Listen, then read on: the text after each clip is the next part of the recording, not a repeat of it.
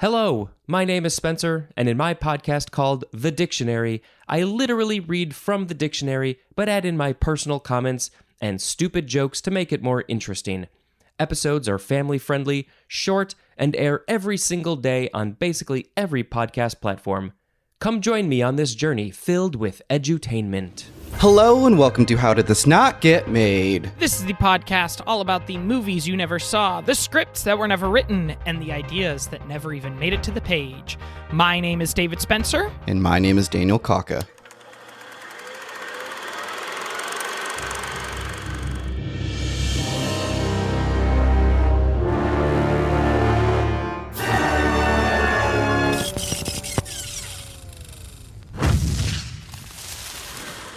And we are here for our post-season breakdown that we do every season where we go over your emails to hear some of your suggestions for future topics and start planning what the next season is going to be all about. Yeah, so this is an opportunity to hear from you, our fans. But what's great with the emails is that there's a lot of fans out there who are giving their suggestions, but also corrections are also in there as well. So I don't want the conversation just to devolve to just the, hey, you should look into this. But Sure. It's nice to get all those corrections as well because it's a lot of research and a lot of times the sources might not be the best. Yeah. I know that there was a scenario this season where, actually, David, you had sent me a tweet about... Oh, yeah. The tweet about Tim Curry was supposed to be in Scooby-Dooby-Doo 2002, and then apparently did not do the project because of the inclusion of Scrappy-Doo. And I think I saw that tweet 2 days after we recorded the episode, and I was like, oh, Dan, we missed out on this opportunity to share this cool thing in our episode. And I remember hearing this like a long, long time ago, but in the research, I never actually found any evidence or anything like that. Apparently, James Gunn had jumped on this. He said that that story was wrong. That rumor was wrong. Tim Curry was never involved with the project. And that Screen Rant had basically made up that information. They didn't talk to anyone. So it just goes to show you that Dan's journalistic standards are at least good enough to catch to not include that. Yeah. From doing this show and doing the research, if you have to go to Screen Rant, then don't even bother. They have no information there. It's basically just clickbait, and all you need to really read is like just the first paragraph. Yeah. We don't even know if that information is correct. So James Gunn even put them on blast and be like, you shouldn't be doing this. This is clearly wrong. But yeah, we're going to go through some of the emails. But before we do so, I kind of want to do just like we'll go back and forth between like the emails, but I kind of want to get like a rundown of what we did this season and just kind of get what your hot take was on it or what we learned from it. So the first episode that we did was Alejandro Jodorowsky's Dune. What did you remember from that episode? What surprised you about Dune? That was one that was less surprising to me because that was a story that I knew pretty well before we started even doing the podcast because I'd heard a lot of those legends and stuff. Some of the casting was pretty surprising. What surprised you, Dan? It was learning about the DAO that was created for this, or the crypto community had come together to buy the book for an astronomical price tag.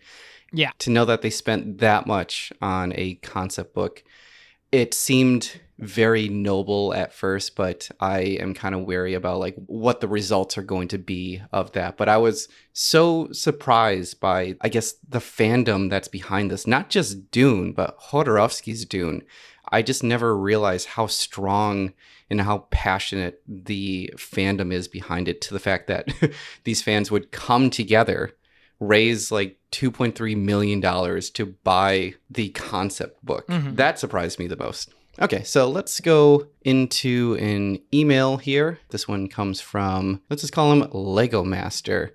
I have a few helpful resources that I highly suggest you guys should use for this episode, like the book, Me, Myself, and Bob. So basically, this is all about the VeggieTales movie that was supposed to happen that did not happen. That might be something that we may look into later. I don't know if I would do it for this show. It might be an interesting crossover episode to do in Pod Made You Special. Yeah. He sends us a lot of like resources. Like here's a few video essays on it. There's the Lost Media Wiki for it. And he wishes us luck on the next season. And that is from Film Inspector. I know somebody suggested doing the VeggieTales movies before. Mhm. Of course, it's something we're thinking about. Yeah, it's always on our mind. We have another email from Michael Nally. He says, "Hey guys, I listened to your latest episode and I wanted to clarify a couple things in case you were a bit confused. So this is all about the Wesley Snipes Black Panther episode." Sure. So, number one, the Wesley Snipes Black Panther movie was indeed about the Marvel comic book character, not the Black Panther group. And in fact, that was apparently one of the problems with selling the movie. I think that was clarified on the episode as well, that everyone was trying to make this about the political group. Mhm. He goes on saying, some studios, based off the title, thought it was a movie about the Black Panthers and wanted to avoid any controversy, while others expecting a film about the Black Panthers were getting a script about a guy in a cat suit. I can see why, like on the surface level, why that was so difficult and so hard to sell. You know, that comparison did come into play when the actual Black Panther movie came out. Like, there was obviously far less confusion because superheroes were such an established thing, and the Black Panther character had already been introduced in previous Marvel movie. Civil War? Yeah, but I do remember there being some criticisms of that movie, specifically around the existence of the Killmonger character. This was a criticism that felt like it did kind of have a point to it. It was like, look, yes, we know that this character is obviously not about the Black Panther organization, but people are still going to get that image of the Black Panther organization when they hear that name. And so when you make your villain be somebody who is radical for the cause of liberation, it creates an association of what the Black Panthers did. Number one, it's going to be complicated whenever you're trying to deal with more serious themes in a popcorn Marvel movie, and Marvel has also had a problem with making their villains be people who have a point, but they just take it too far. That's definitely something that Marvel needs to think about sometimes. Marvel does this thing, and they really did this with Falcon and the Winter Soldier, where their villain is somebody who has a good point and actually has a perspective on how the world should change, but then they do something where they're just taking it a little bit too far, and so now they're the bad guys, because these movies still have to enforce some amount of status quo. So Michael goes on saying his second point, the Captain America TV series apparently was going to be a cartoon in the 90s that was going to coincide with the other Marvel cartoons at the time. And I honestly don't know if that's going to be enough for a full episode. So it would be interesting to do like a history of Captain Marvel. I think there's definitely a lot in there because I know that there's a lot of controversy in the history of Captain America, especially in the Silver Age. It is not the Captain America that we know of now. What do you mean by that? He is not a likable character in the Silver Age. I have been starting to read comics over the last couple of months, and I've been reading a lot of Silver Age Marvel stuff, and I've only read like 2 or 3 comics that introduce Captain America so far, so I guess that's something I'll have to see. The brief introduction they've had of him is pretty standard of what I expect from Steve Rogers, but he's only appeared in Avengers comics so far. He doesn't have his own series yet. And then the third point that Michael makes is the 4th planned Teenage Mutant Ninja Turtles was indeed the 4th planned live action movie after the trilogy with the animatronic puppets. And then lastly, he says, keep up the good work. All right. Thank you. Yeah. Let's go back into the lineup. The movie that we covered after Dune was Nimona. And we kind of discussed what's going on with Netflix. And it seems like Netflix is still trucking along. It's still the most popular, which I didn't realize, is the most popular streaming service out there. Still. And now, you know, they've got competition in being terrible to their animation departments. Yes. It will be interesting to see what happens with animation in Los Angeles. I know that we know a handful of animators out here. Personally, I also follow a lot of animators and have seen a lot of their struggle recently with not being able to find a job, especially with like Netflix taking down the whole department. We have HBO Max, or I guess Warner Brothers specifically, they are just trying to not really eliminate the whole thing, but like strip out any benefits for any of the animators. Yeah. So it will be interesting to see where animators will go and what studio will take advantage of this. If you skipped that Nimona episode, I highly recommend going back to that. That's probably one of my favorites of this season. I think Charlie and Ella were fantastic guests, and both of them brought a ton of energy to the podcast, and I really enjoyed being able to go through the story with them. But also, the story of Nimona is really interesting. The story of N.D. Stevenson is really interesting. We kind of had a wild timing thing because usually we record episodes a whiles in advance, especially the first couple episodes of the season. Usually those are recorded months before we release them. That was a situation where 2 days before, or no, it was the day before we released our episode, N.D. Stevenson had a big coming out post. This is very coincidentally timed that we're having this episode come out right as like everybody's talking about him. Yeah. And like there's so many things that were happening while I was doing the research. So like N.D. Stevenson coming out at the end of June. When I was doing the research, it was like a day after was the announcement that Netflix was going to be the distributor of Nimona. Yeah. So before, the project was just dead in the water and something that Disney had just tossed aside, but we had gotten that information right when we were doing that research. So that was really neat. Yeah. There's a lot of like different episodes that I really enjoy, but I do notice when they are not popular at all. I guess we can talk about this, but like one of my favorite episodes was going through Kingdom in the Sun or Kingdom of the Sun. That was basically what The Emperor's New Groove was before. You get to hear the story of what it originally was, where it came from, but like knowing the story that's behind it and then kind of seeing like the struggles of Sting throughout the process. I mean, given the documentary was done by his wife, which is why we see so much of Sting, but just watching that whole documentary was just so interesting to see. And we can kind of see why Disney is now in charge of doing all of the behind the scenes stuff, because everyone was not in favor of this movie while it was being made. And it definitely clearly showed in this documentary. Listen to Kingdom in the Sun if you skip that. If you like Emperor's New Groove, you're going to really like that episode.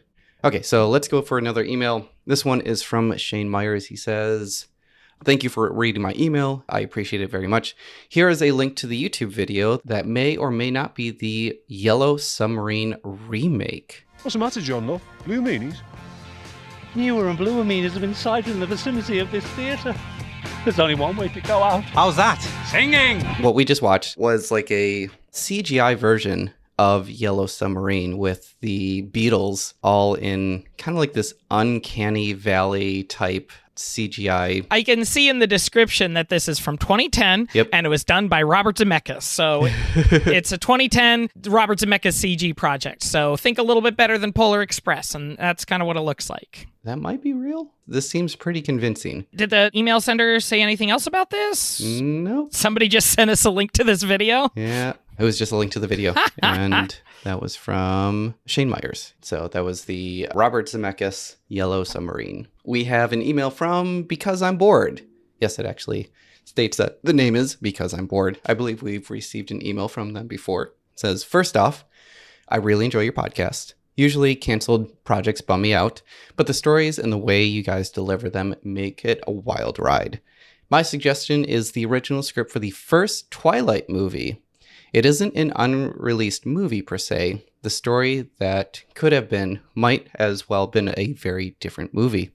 It was nothing like the book, and the action-oriented storyline with a male demographic in mind, complete with FBI and boat chases. Wow, that's kind of interesting. Yeah. I feel like in the 80s and 90s, there were a lot of movies made purely based off of the title having name recognition and then it having absolutely zero to do with what it's named after and being completely different and changing so many plot details. And that seems to be a thing that's like starting started to go away in the 2000s, with things like Harry Potter and Lord of the Rings being pretty faithful adaptations of the book that they're adapting. So that's kind of surprising, because Twilight, that's written in like the mid-aughts, right? That movie came out, in the late aughts. So it's kind of late for you to be like, we're going to use the same title, but make a completely different movie. Yeah.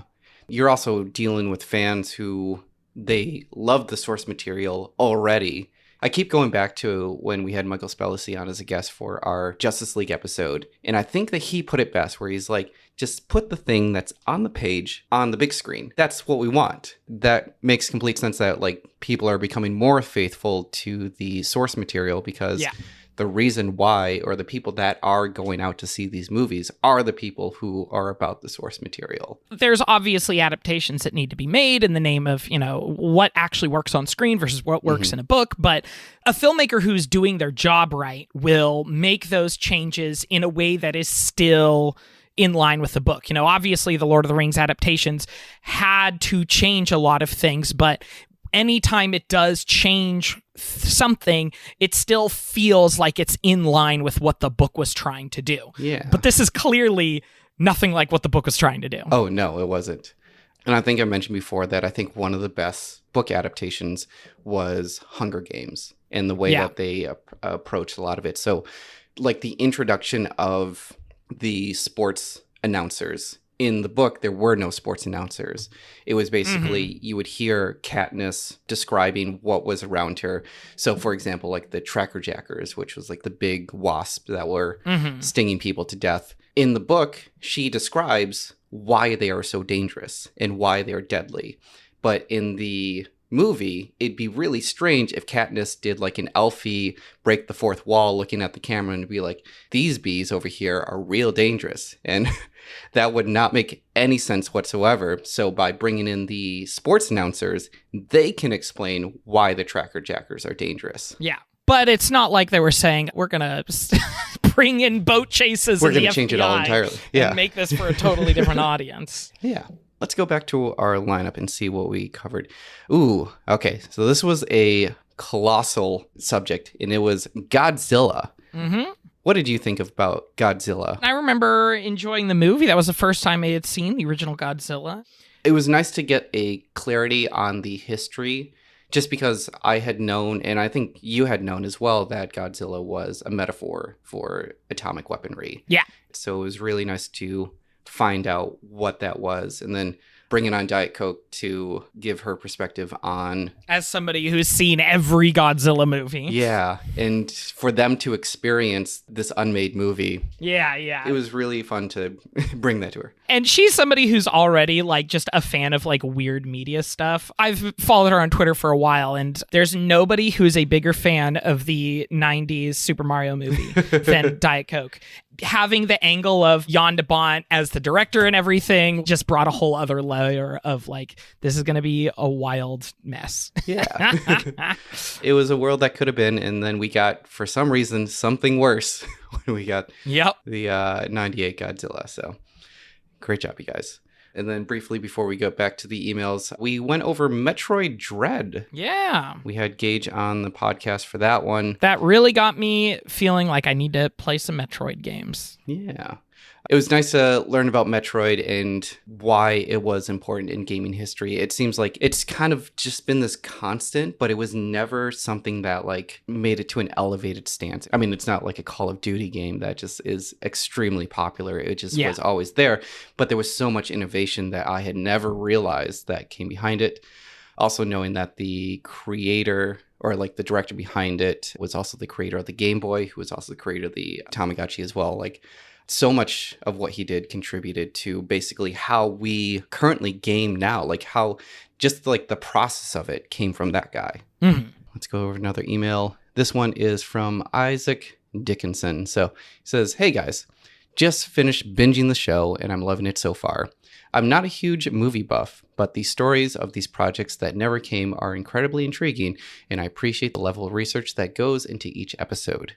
I've been trying to think of a project that hasn't been suggested yet, and I eventually remembered a teaser for the 3D animated Popeye movie going to be produced by Sony and directed by Genndy Tartakovsky.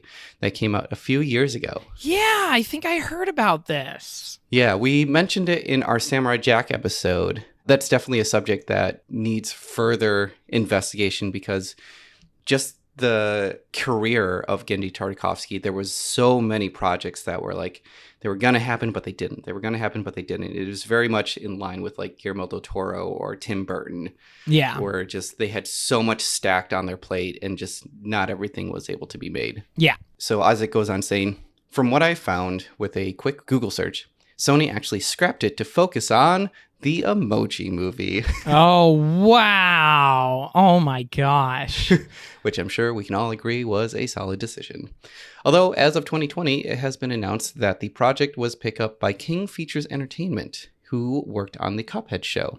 So in an episode, it may not be necessary, but there's an idea now just in case. Yeah. And finally, I'd like to thank you guys for pointing me to the Canceled Movie Report, or CMR, as I like to call it. They've called your podcast a companion to theirs, and I couldn't agree more. Oh. Although you both discuss the same subject, each comes from a different angle, and it makes it incredibly entertaining experience all around. Keep up the good work, and I look forward to more episodes. And that is from Isaac. Oh, thank you. He included a clip of the Popeye movie. So let's just take a quick look at Popeye. Don't worry, Miss Oil. I'll save you. Save me? Who's gonna save you? I'll be right with you. Yeah, Wow. some executive watched that and was like, no, Emoji Movie. Wow. That was really cool. And the animation is like very unique and specific. Yeah, it's kind of bouncy and flexible. I really like that sequence. That was a lot of fun. Yeah. So our next email comes from Chris Jellum. If I pronounce that wrong, please let me know. I'm sorry. The subject is the cheapest Muppet movie ever made. This is what eventually evolved into the 2011 The Muppets film. This, in fact, was almost made in the 80s by Jim Henson, but never happened. I followed this in 2009 when the inaugural D23 announcement of it was announced. It was admittedly very scatterbrained, but this would have been a possibly hilarious film. Huge fan of the podcast, recently re-listened through all of them after the Nimona episode.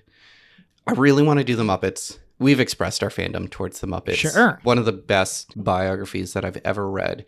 If you are just a film nerd, read the biography of Jim Henson because it goes through a lot of like the evolution of film and television because of Jim Henson and what he was able to either adapt because of the technology that was coming out and what technology he's pushed because of what he was able to innovate through Muppets. Yeah. So back to our lineup, what we did. Treasure Planet 2. This was an episode that you covered. Yeah. Yeah. In your research, what was something that surprised you in finding out more about this? I think the big thing that I didn't really know as much before, but I was really interested in is the history of straight-to-video sequels. Like, that was an aspect of Disney movies that was kind of fun to, like, dive into how that all happened. And I had always heard the kind of summary of the Treasure Planet journey of, you know, getting the first one made. That was fun to dive into as well. But the big thing that surprised me as well is finding out that, oh no, I forget her name now, but she was supposed to direct Treasure Planet 2. Yeah. The movie that she directed, the Tigger movie, is the only Disney movie that got a wide theatrical release that is solely directed by a female filmmaker, which is wild to think about. That's crazy to think. Like, it's weird that, like, Frozen, when Frozen 2 was coming out, they were like, oh, we've got a female director, but she's still a co-director with somebody else, which, granted, there being co-directors is a pretty common thing in animation. You know, like, Ron and John obviously are co-directors, but they co-directed Moana as well as a third director. It's pretty common for there to be multiple directors in these animated movies, but the fact that, why not two women then, if you're gonna, like, Yeah. it's just so weird to think about. Yeah. I was surprised with like just the history of straight to video sequels. I just never put in the time to think what's happening here. Why is it that Disney can make these amazing animated movies? Yeah. And when it comes to the sequels, it's garbage. It's just awful. Like, why invest that time if you know it's not going to be good? Obviously, there's an easy moneymaker just because of the name recognition, but like, why do that when you can just keep on pushing the merch of the movie that's already made? It's just a wild history. And then we went over Sparks, which was really just an episode all about their career, with some unmade stuff just kind of sprinkled into it. We had revisited Sparks from doing the Weird Alphabet. That's where I think our introduction of Sparks, where it was really nice to go through the entire history and listening to the evolution of their music alone, because I never realized how diverse they really were. Yeah, that was definitely a lot of fun to talk about. And I think especially like having Michael on for that was great, because Michael obviously is a fan of Sparks and had a lot of fun things to add to that. Yeah, as a Hilly Michaels enthusiast, it was great great to hear his perspective. I listened back to the Weird Alphabet episode where we covered Sparks, because Weird Al had done a style parody of his. I had listened to that, and there was one moment where Michael called me out because he said that Hilly Michaels was one of the drummers for Sparks. And I was like, how did I miss that? That should have been so obvious. And then finally doing the proper research behind Sparks, I realized that he was only there for an album. He was maybe there for like a month or two, which is why I never saw it as like a significant fact. So let's go over another email. This one is from John Panozzi.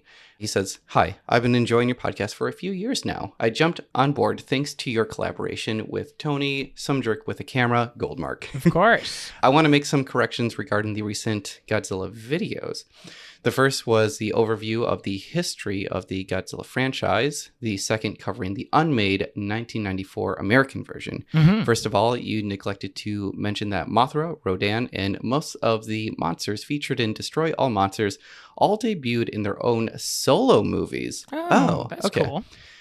I didn't realize that. Yeah, because I think my focus was just so much on just Godzilla alone. Yeah. And I knew that because of how vast and how big and expansive the history of Godzilla was, I mean, given there were just so many movies, I eventually had to get to the point where I was just like, there is just an era of time where just movies are being cranked out, and I just needed to find a way to like condense all of those movies and just get like what is something to take out of each one of those instead of trying to like go through all that. Obviously, the very first movie and the American adaptation of the first movie, I felt like were the most important and the most telling of what I wanted to say, but that was definitely expected. He goes on to say, the Godzilla versus the Devil film proposal is actually a myth. So it seems to be confused with the version of Resurrection of Godzilla that included Bakan. So yeah, a shape-shifting prototype of Bakan. Gotcha. When I did the research, the Godzilla versus the Devil was a proposed film, and that came from, I forget who the producer was, but it was an American producer who was like, we should do Godzilla versus the Devil. Yeah, there wasn't really much to support that. There could be a lot of hearsay. Yeah. It's good to see that was not being considered. Yeah. Interesting. It goes on saying, it is worth looking into Toho's Kingdom's cutting room section, which has articles all about the unmade Godzilla films and different drafts of films that were made. Okay. Oh, there's a lot of information on this page. Should not have clicked on that. I knew Godzilla was going to be a big subject, and it knew that it was going to take a little while to get there, but I think Godzilla is going to be something that I will definitely want to revisit again, just because there's so much in that. Yeah. Lastly, he states, Marvel's Essential Godzilla wasn't in black and white to emulate the original Godzilla film. Essential Marvels was a line of trade paperbacks reprinting Marvel comics in black and white for cheap. Okay, so Gotcha. that makes a lot more sense than actually trying to pay tribute, although I can see that as a marketing ploy to be like, you know, just like the original movie, it's black and white, and these pages are black and white. Secretly, we don't want to pay for color. Let's do another email. This one from Patrick and Nick Law. He says, "Hi, Dan and Dave. This has been another fantastic season, so congratulations to the two of you for the amazing work. I've just finished the Metroid Dread episode, and I wanted to write a quick, interesting fact about the retro studios you may have missed. The main reason why most of the other games you listed were never produced was due to the incompetence of Retro's founder, Jeff Spangenberg, spending more money on his, quote, rockstar lifestyle than the company itself. Nintendo actually had to buy out his share in the company once they found out he was using the studio's online servers to host and I kid you not, softcore porn site showing pictures of himself in a hot tub with topless women, all while on the company time. The photos were time-stamped, as you can see. Needless to say, it's kind of a miracle Metroid Prime ever saw the light of day. Wow. Wow. That is actually really funny. Huh. Also, the two of you may have mentioned you've been interested in doing more video game stories, so I would like to suggest the 90s live-action Sonic movie, Sonic the Hedgehog, Wonders of the World. That would be interesting. I grew up on Sonic. I didn't grow up on NES or Nintendo. My first console was the Genesis. One of my first games was Sonic the Hedgehog, so that would be fun to get into. It goes on saying, as well as the tie-in video game Sonic Extreme. The initial plan was to have both of these products directly tie into one another, i.e. the game would end and tie directly into the movie. The movie was shelved due to the game's troubled production. Hope the two of you keep up the amazing work, love the show, and can't wait to hear the rest of the season. And that is from Patrick. Awesome. Thank you so much. Yeah, thank you. In our lineup, after Sparks, we did Guillermo del Toro's Haunted Mansion. Yeah, that was another long time coming. Yeah, we had Tony Goldmark on there, and he had a lot of information to say. Whenever he comes onto the show, he does this thing where he feels like he's overstepping on the information that I have. And the reason I bring Tony on is because he knows so much more than I could ever research. It's not that I'm going to miss something, but he puts in this perspective, and he has this knowledge of Disney history that I'm not fully aware of that really fleshes out the subject. So yeah, having him on for the Haunted Mansion, I thought was a great addition to have him on for. Yeah, absolutely. But we did get to go through a Haunted Mansion script, which I was surprised with how easily I could find it. I do recommend actually reading the script because it is quite enjoyable. If you're ever angry at the Eddie Murphy one, know that there was a better script that could have been made. After that, we did Wesley Snipes' Black Panther. Now, this one you unfortunately were not able to join us for. I was not. Got the COVID that weekend. Yeah. It was super fun to listen to an episode that I wasn't a part of. Yeah, I think this is the first time that you were listening to your own show. Yeah. As it's just a listener. Yeah. Anything that stood out about Black Panther? I think it was just fun to just be reminded of how long they've been trying to make Marvel movies and have not been able to get it going, And it's just funny to hear how much this has gone on. And it was also really interesting to hear how much it seems like Wesley Snipes personally cared about these projects and cared about the characters and how invested he was in it. Yeah, that surprised me as well, that he was the one who was gunning to make this movie correctly. Yeah. Whenever we have actors who are cast in anything, it's basically just a producer who's trying to push for a movie to be made. But for the fact that Wesley Snipes, he connected so much to the character and wanted to make this right.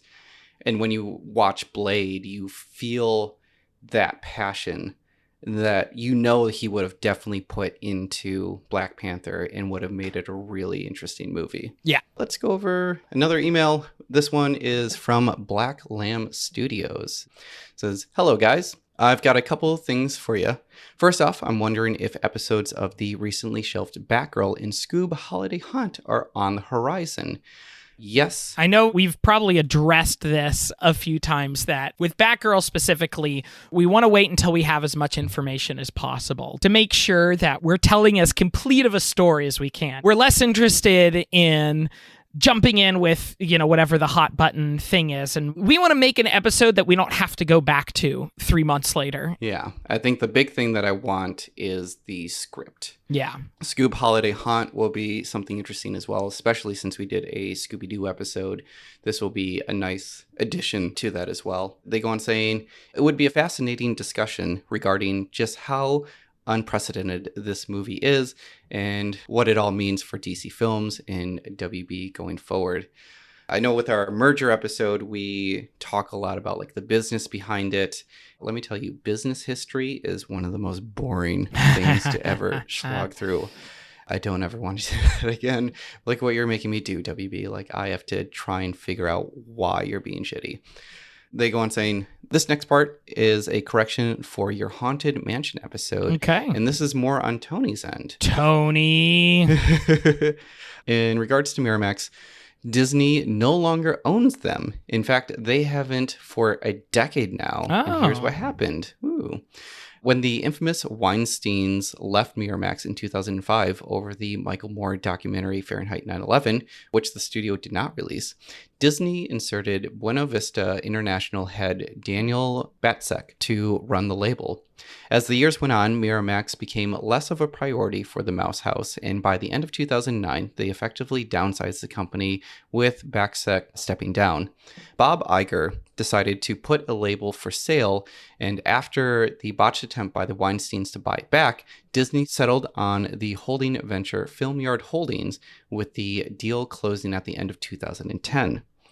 The Mouse House washed their hands of Miramax while making lots of money in the process, about $663 million to be precise. But wait, there's more. In 2016, Film Yard's parent company sold Miramax to a Qatar-based BN Media Group. Those silly Weinsteins, again, wanted it back when their namesake company went down in flames. That didn't happen. And then in 2019, BN decided to sell 50% of Miramax, and after a bit of a bidding war, that half went to Viacom CBS. This gained Paramount worldwide rights to their library. So yeah, Miramax is now half owned by one of Disney's main rivals. Head spinning, isn't it? That's all I've got. By the way, if you want to know about any unwritten scripts, I can be of assistance in the future. All right. And that is from Black Lamb Studios. So thank you for that. Cool. Yeah. We have another email from Jonathan Liebrach. It says, Dear How Did This Not Get Made? This season is very surprising with how some of these projects flew under the radar for me, like the early Haunted Mansion film and the Samurai Jack movie. I apologize if someone has already addressed this. There was a flub in the last email episode with the Freddy vs. Jason vs. Ash suggestion. The film was a sequel to Freddy vs. Jason, and I also suggested you guys could cover the early versions of the original film, one of which included a cameo by Pinhead from the Hellraiser movies. This has nothing to do with it, but I recently learned that Pinhead was a nickname that was given to him by the special effects artists, and the director hated that name because he was supposed to be the Hell Priest, not Pinhead. Yeah. Jonathan goes on saying, I apologize if I came across as angry about that. I don't remember you being angry, so apology accepted. Anyways, here are some suggestions. Sonic and the Wonders of the World, a canceled Sonic the Hedgehog movie that was going to be associated with the canceled Sonic game. Okay. A 1997 Venom movie that was written by David S. Goyer. David S. Goyer, that's the guy who is like written a bunch of Batman movies, has been written a ton of superhero stuff, especially DC as far as I'm aware. But he did the Blade trilogy. Oh, he did the Blade trilogy. Okay. Yeah. If he was working on a Venom movie in 1997, though, that's got to be one of his earliest things. Oh, yeah. I mean, it's not one of his first things. Definitely would have been his first superhero thing. Yeah, even before Blade. Mm-hmm. Well, do you know what he wrote before Blade? There was one other comic book character, at least that I can see here, that he wrote before. Oh, wait.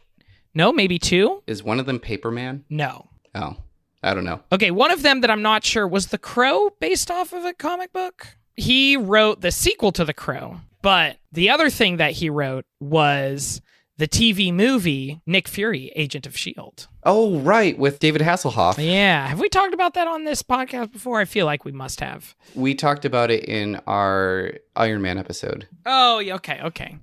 I wouldn't be surprised if David S. Goyer's name came up there as well, and I discovered the same thing and then have since forgotten about it.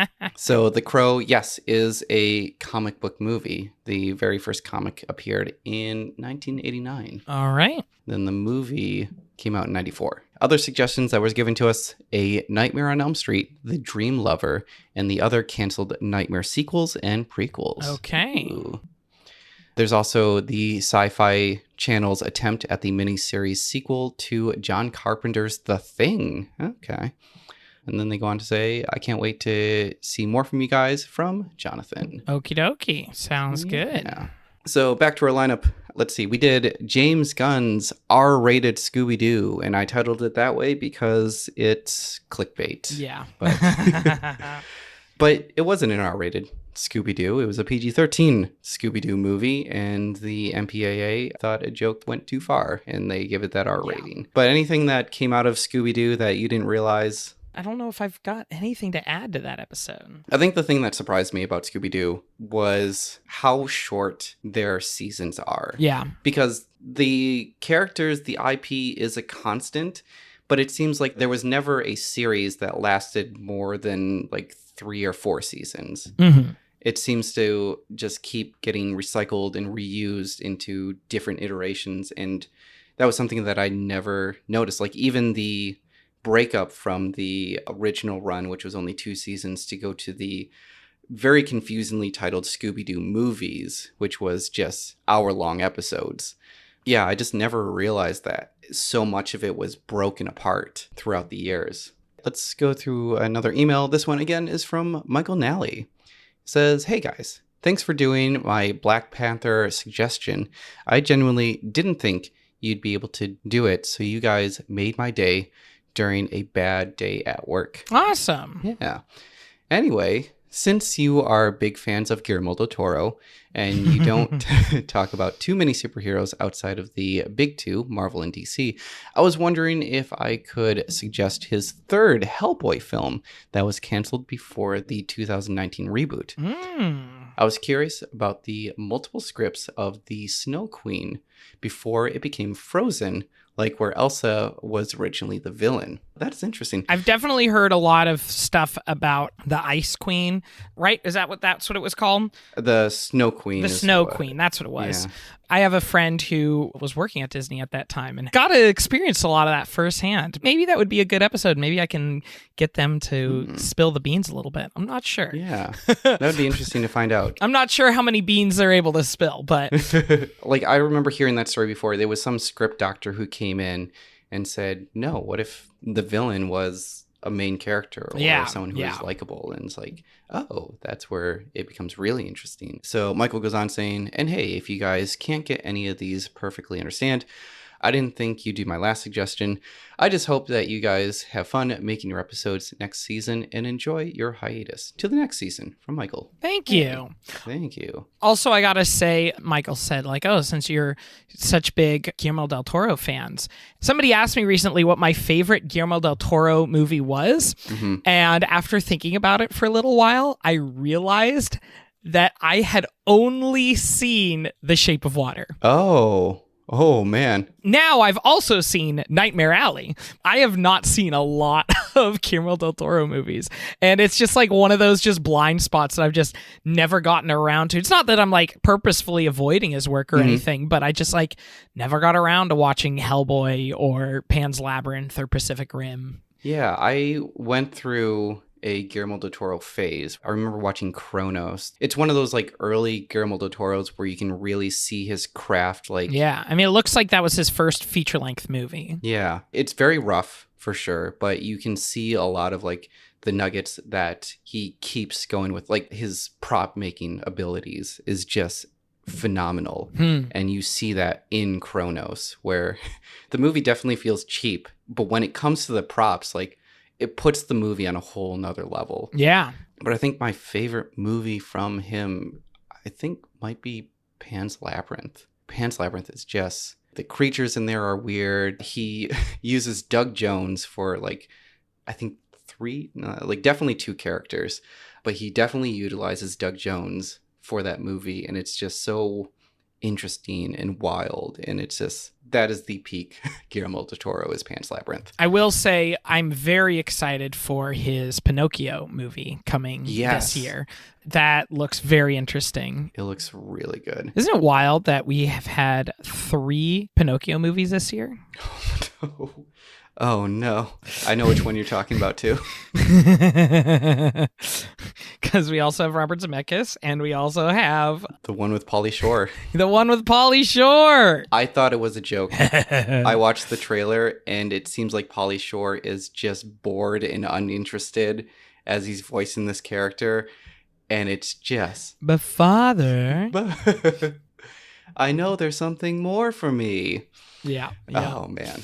Watch that trailer. It's great. Yeah. So we got another email from Daleen Clark. They say, a movie Mattel tried to make called The Adventures of Thomas after they bought Hit Entertainment. Ask Nylon Persa for details on that. His details provided in this podcast, linked below, give you quite a lot of information. If you want any more, try all the unmade He-Man films. So the link that I got was to an episode of channel KRT. Oh, okay.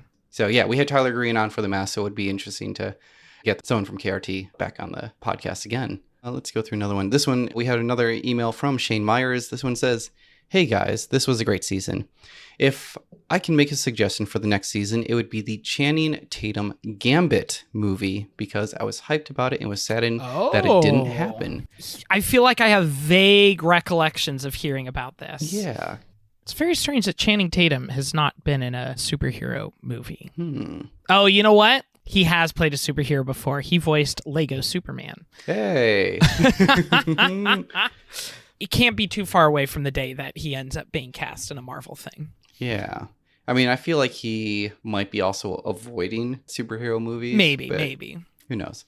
So we went over the Samurai Jack movie, which then turned into season 5 of Samurai Jack. I guess, what was your impression of Samurai Jack? And I guess Genndy Tartakovsky in general. Yeah, the whole Genndy Tartakovsky story was really fun to get into. Mm-hmm. That's another one of those media blind spots that I really need to take the time to get caught up on. Yeah. The fact that he was roommates with Rob Renzetti Yeah. blew my mind. That was super fun. And I had posted a photo of them on our Twitter. That is by far the most popular tweet. The reason why it became so popular was because Craig McCracken, who was the creator of Powerpuff Girls, came in there to say that he was also roommates with Genndy and Rob as well. Yeah. So it's crazy to think that like so many of these famous animators were just like roommates just trying to make something happen years and years ago. That also blew my mind to know that after the fact, they were all so close to each other. We got another email from Jason Best. It says, Dear Not Get Made, can you talk about the canceled Neon Genesis Evangelion film? It was announced in the 2000s. There's not a lot of info on it, but I bet you can find or get some information on it. P.S. It was going to be a live action film. Oh, interesting. Okay. Neon Genesis Evangelion. Are you familiar with that at all, Dan? I am not, no. It's an anime that has a very, very massive fan base. I think I saw like half of an episode at a friend's house in high school, but I know that it's something that was like a popular show for a while. It was a show years and years ago, and then recently, in like the last year or two, they released a movie kind of finale that I believe was extremely controversial. Like a lot of hardcore fans didn't like, in a way that like a lot of people didn't like Last Jedi because it was subversive and a lot of people really liked it. I don't know. I just know that there is a lot going on with Neon Genesis Evangelion. So yeah, I didn't know that there was a live action movie being planned, but that could definitely be something to get into. But that's something that if we are going to talk about it, Dan, you're going to go real deep into research on the story of that. It's got a storied history. All right.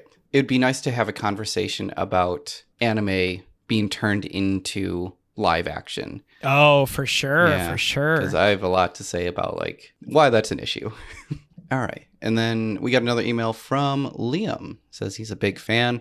Says, just wanted to throw in something about the behind the scenes stuff about Disney's Aladdin if they, quote, stole from The Thief and the Cobbler. Sure. The answer is a bit of column A and a bit of column B. And I think we kind of touched on this because it didn't seem like Aladdin was really trying to rip off William Richards. It just seemed like more coincidence. It was a coincidence, and I think the other reason that narrative happens is because we know that Jeffrey Katzenberg has done that for a number of other projects. Yes. Yeah. I think there's also been a big assumption that, like, he probably did it for Aladdin too. Yeah. Liam goes on to say, the longer version, while working on The Little Mermaid, Howard Asham was talking to Katzenberg about wanting his own Arabian musical movie with Aladdin.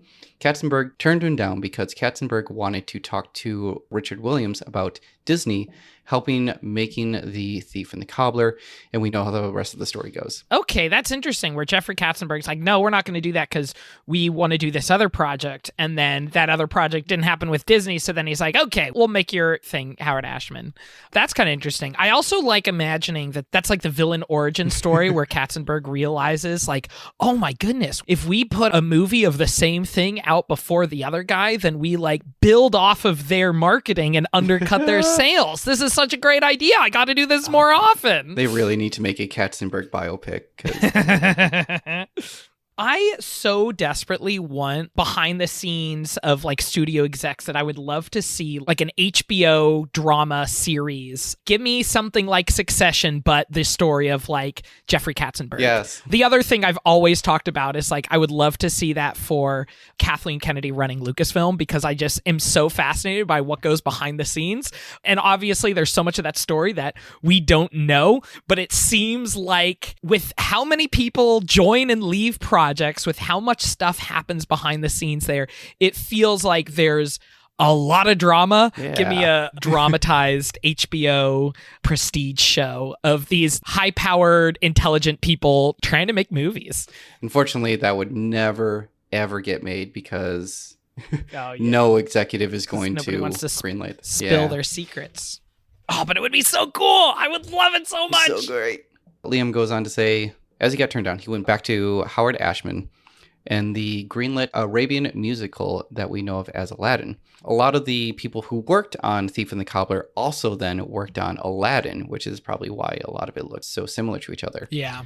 Yeah, he goes on to talk about like Richard Williams' studio and like how the animators were so burnt out, but I think we covered that as well. This reminded me of it in the Treasure Planet story. One thing I didn't really know before is that there were projects like Aladdin that started as a soundtrack first. Howard Ashman and Alan Menken are working on these songs, and that ends up becoming the movie. It's just weird that like they had them working on songs before they had attached Ron and John to be directors. Yeah. And then Liam goes on saying, by the way, if you're interested in a movie that was not getting made, you can look into Howard's original version of Aladdin. Some of those elements ended up going into the Broadway musical. Mm-hmm. If you haven't heard the song Proud of Your Boy, Yep. a lot of crew were trying to fight to get that song into the original movie. Yes, and actually we brought that up in our episode on Treasure Planet 2. So yeah, we definitely talked about that. Cannot forget that. Yep. He goes on saying, also, just a few more weird to choose from the canceled Pixar direct-to-DVD movies from Circle 7, Toy Story 3, which is where rescuing Buzz being recalled from Taiwan. Okay. The Monsters, Inc. 2, where Scully and Mike go to the homeworld. I don't want to spoil too much. The story is really interesting. And then there's the Sailor Moon, the North American live-action adaptation, which the pilot has actually surfaced on YouTube. Oh, interesting. We have an email from Noble Crisp. They say, greetings. It's me again. Thanks for another great season, and I naturally very much enjoyed your Sparks episode. You guys did a great job at covering that topic as well. Was thinking recently about another good subject for the show. It might be a canceled Star Trek Phase 2 show, which Paramount was working on in the late 70s. They ultimately decided to adapt the pilot episode script for the motion picture as a response to Star Wars. Okay. Have you talked about your adventure with Star Trek on here, Dan? I don't think I have. I keep bringing up this story with you. Yeah. Peek behind the curtains. I was going to do a Star Trek episode, and it was going to be the Quentin Tarantino Star Trek movie. I looked into it, and the story wasn't as interesting, as in, like, I couldn't find a script for it. Apparently, there was just, like, 2 production meetings, and they just decided not to do that anymore. It wasn't too much of a story behind it, so it's not as climactic, but there is a lot of, like, buzzwords in there. You have Quentin Tarantino. you have Star Trek. Yeah. Put the two together. The Prohibition era world is what he wanted to explore with the Star Trek movie, from what I heard.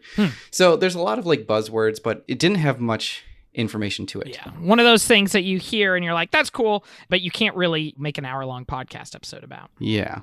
But I knew that the history of Star Trek was really interesting, and I looked into that and actually did like 2 or 3 pages of just that research alone, of just the history of how Star Trek came to be.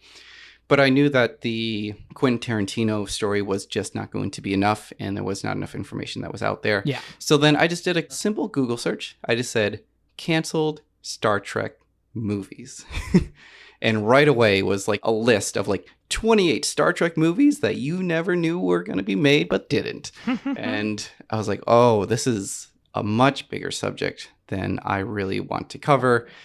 Because I already done Dune. That was a big episode. I was going to do Godzilla. That was a big episode.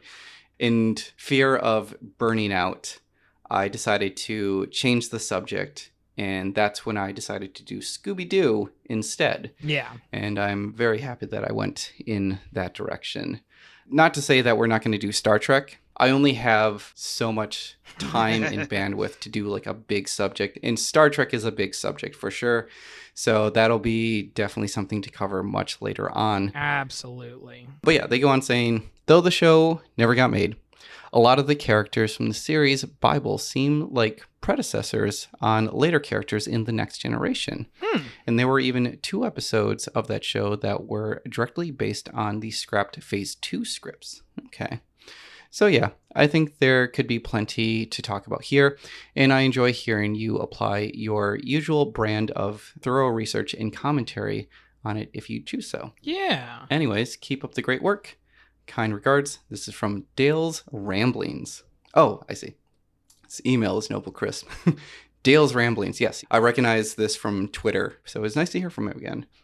This email comes from Andrew Kruder. He says, I have 3 requests for future episode topics. I don't remember if any of these were already suggested, so I apologize if they were. So there is Batman Unchained. I know you guys did a Batman-related episode with Catwoman, but I think it would be a really cool topic. Batman Unchained was going to be the 3rd Batman movie directed by Joel Schumacher, and from what I've heard, it would have been batshit crazy. No pun intended. I think there was a pun that was intended. I enjoy that pun. The villains would have been Scarecrow, played by Nicolas Cage, and Harley Quinn. The movie was canceled after Batman and Robin flopped. Okay. I do want to go back into Batman. Yeah. There's Alien 3. Now, this film had a notoriously difficult production to the point that director David Fincher rarely talks about it. The film went through several story changes during development, with writers and directors constantly coming and going. Chris Stuckman did a video on this topic several years ago, so I recommend starting there. Ooh. It would be interesting to go into Alien, because I know we talked about it. I think we actually talked about it in our Spider-Man episode, because we talked about James Cameron with his start with Aliens. And then, this one came up again. The cheapest Muppet movie ever made. This was being developed around 1989, around the same time that Jim Henson was in talks to have Disney buy the Muppets. Unfortunately, because of Jim's death in 1990, both this film and the Disney deal were canceled. Wait, so the film was canceled, but the deal for Disney to buy the Muppets, that was not canceled. I think there was just a poor grammar choice there. Yeah, Disney did buy the Muppets. There have been some theories out there about like, because Disney made it so stressful for Jim Henson during that buying process that it led to the decline in his health. Who knows if that's at all directly related, but there's that theory out there. I don't think you guys have done a Henson-related episode, so I think it would be really cool. Yeah, and I really do want to do a Jim Henson one. Yeah, absolutely. Yeah. He also clarifies that he knows that Alien 3 did come out, but look into the other versions. So yes, I do understand that. And we've done this before where a movie has come out, but it is vastly different. Like our Scooby-Doo episode. That movie did happen, but seeing the story before it happened is also very interesting. Oh, yeah. And there's a lot of things that are definitely in there. We have another email from Alex Scafido. Says, hello. For this email, I have 3 potential topic ideas for the next season. The first is the forgotten Magic Kingdom movie Jon Favreau was going to make. Oh. In the same universe as Tomorrowland? Oh, I didn't even think about that. Is it supposed to be like Disney's Magic Kingdom? Is that what it's supposed to be? Maybe. Do they give any more details other than the name Magic Just Kingdom? Magic Kingdom and Jon Favreau. But it looks like it was going to be Disney related. So the second movie was based on a Broadway musical, American Idiot, based on the Green Day album of the same name. It was greenlit by HBO at one point. I really like that album. I remember listening to that a lot when I was a kid. Are you familiar at all with the Broadway show? I've never seen the Broadway show. I've seen some clips from it. The main character was played by John Gallagher Jr. He's been in some movies and stuff, but he's a big Broadway guy. I remember specifically watching a song where it was him and the lead singer from Green Day doing one of the numbers together, like with all the choreography and everything too. Oh, nice. As far as I know, it's like a pretty well-regarded musical. As Yeah. far as jukebox musicals go, American Idiot already has a storyline to like the album, so it's not too crazy to adapt into a jukebox musical. Yeah, that's interesting. I didn't know that they were planning on making a movie. I mean, that kind of makes sense. So, Yeah. yeah. This happens very rarely, most recently with Dear Evan Hansen, where they get the actor who played the character on stage to play them in the movie. And of course, that did not have a very good effect. No. But I imagine if they did a movie with John Gallagher Jr., because he's somebody who's already shown, like, he's got charisma on screen as well as on stage, and, like, that's interesting. Yeah, I know vague details about the American Idiot musical, so that might be a fun one to talk about. Yeah. And then Alex goes on to say, and my last potential topic is Netflix Legend of Zelda series that got canceled by Nintendo after getting leaked by someone. And this also led to the cancellation of the stop-motion Star Fox series. What? Oh, I didn't hear about that. I didn't know about that either. And then they close off with saying, can't wait for the next season and keep up the great work. Yeah, I remember hearing about the Legend of Zelda series and being like, oh my goodness, this is really interesting. Because this was also like, I mean, for me, Netflix had a higher reputation before they were canceling everything after a season. I remember there being a lot of talk of like, how are they going to do this? Because it seemed like it was going to be a dramatic show with like the epic fantasy feel. And I remember there being a lot of talk of like, okay, but they better make sure Link does not talk during the entire time. No dialogue for Link. That's the way to do it. I feel like that might be another situation where we're not able to find a whole lot of info because I think the leak was just a leak that they were doing it. That leaked out that they were talking about and making that deal before. It wasn't like a script or anything that leaked as far as I'm aware. So there might not be a lot of information about that out there, but this might be something to look into. Yeah, that would be interesting to look into. And just knowing the history of The Legend of Zelda, just in general, I think it's going to be interesting as well. Oh, for sure. Yeah. So the last movie that we covered was the Daniel Waters Catwoman. We also went through the history of Catwoman. We had Sammy DeMonster on, and she was wonderful. What did you think about the Catwoman movie? I still want Captain God to show up as a character in something, and that's what I think. Yeah. I was going over my costume and what I wanted to do. I did think about dressing up as Captain God. The problem is that no one has any context of who Captain God is. Yeah. And I feel like people are going to interpret that as me being, was it Bible Man? I think he is. Oh, yeah. So there's that I wanted to avoid. But Captain God would be hilarious. And it would be great if they somehow like snuck him into the comics. I think we mentioned putting him into Harley Quinn would be amazing to do. Yes. And then for our last email, this comes from Sam Miller. And they say, huge fan of the show. Have you guys thought about covering the Wachowskis' Keanu Reeves Plastic Man movie that almost got made? Oh. There's definitely a script online that I read a long time ago and remember being pretty out there. And I think there's a lot to talk about with both the history of the character from DC Comics and this project specifically. Yeah, I had never heard about this. I think I speculated before, why have the Wachowski sisters not made a superhero thing? Because it seems like it'd be perfect for their style. Yeah. But I didn't know that there was once a project. Yeah. And going through the history of Plastic Man, I know it was like Plastic Man has always kind of just been around and has kind of been like the silly character in the DC universe. In fact, the comic book store that I go to, they have a bench that's outside of the store that's painted like Plastic Man, and it's great.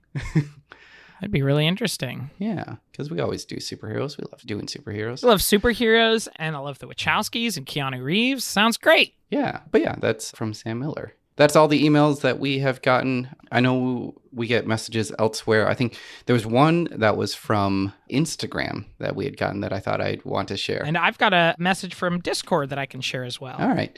I'll do the Instagram one first. And I thought this was you at first who was messaging me because the name of the person who messaged me was Spencer David. Yes, that's right. I remember you sending me this and I was like, what are the odds? What are the odds that we have Spencer David listening to this? David. It's like a whole Keith Keith situation. Mm-hmm. But he goes on to say, hey, just wanted to say I love the podcast. Always inspired by hearing about unmade movies and consider how to make a new and different versions of what can become made. His suggestion was Stanley Kubrick's Napoleon and Wartime Lies. Yo, okay, yeah. Have you ever heard about Kubrick's Napoleon? I mean, I don't know too much about it, but like I have heard about the Napoleon movie before. I think it's actually in one of the books. Okay, yeah. I think that's one of those famously unmade, that's like a Dune level story of just like one of those deep Hollywood legends. I believe that the canceled movie report, I think that's going to be in their lineup for the next season, is going to be Stanley Kubrick's Napoleon. Very cool. Yeah. So yeah, that's from Spencer David. And then you had something from the Discord.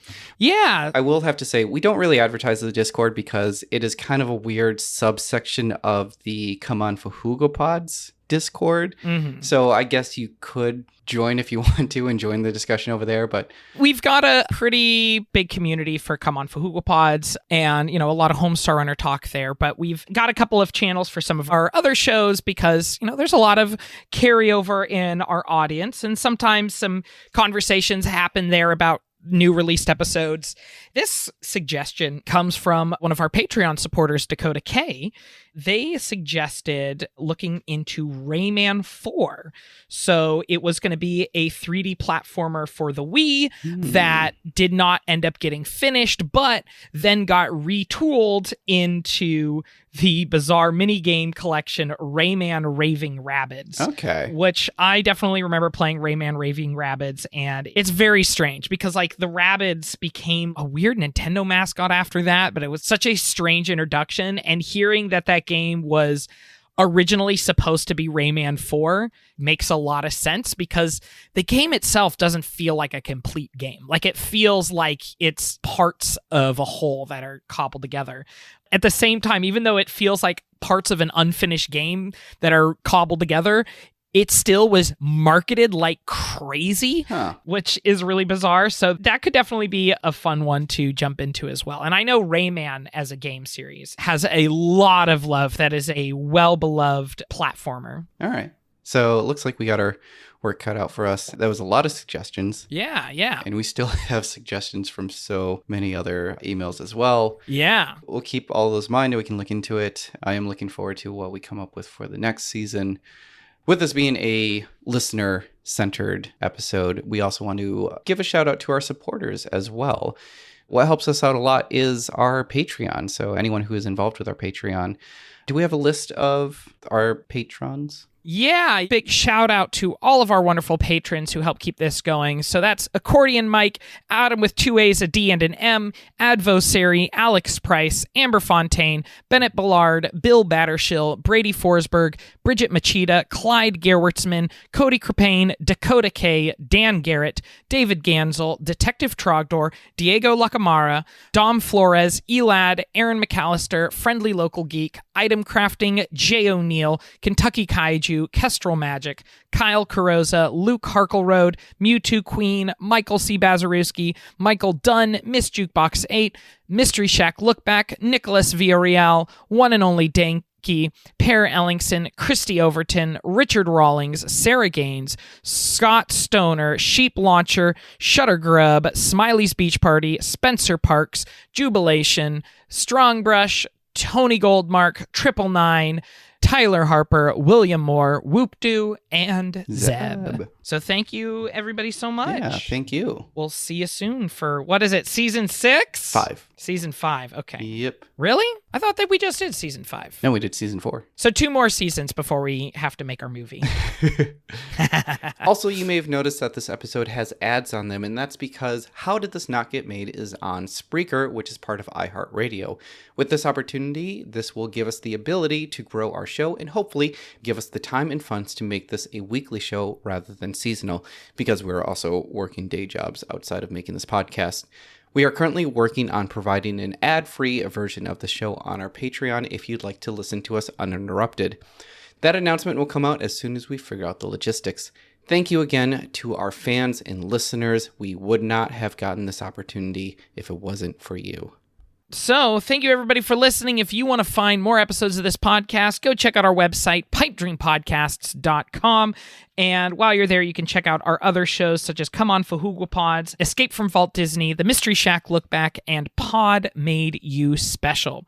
We are also on social media. We're on Twitter at HDTNGM. We're on Instagram at How Did This Not Get Made? And of course, send us your emails, notgetmade@gmail.com. And send us those emails now, and they will be not looked at until we're done with season 5. Yeah. While you're at that website, you can also find the link to our Patreon page. Again, we are so thankful to everyone for supporting us. That's going to wrap us up. Thanks everybody for listening. Thank you.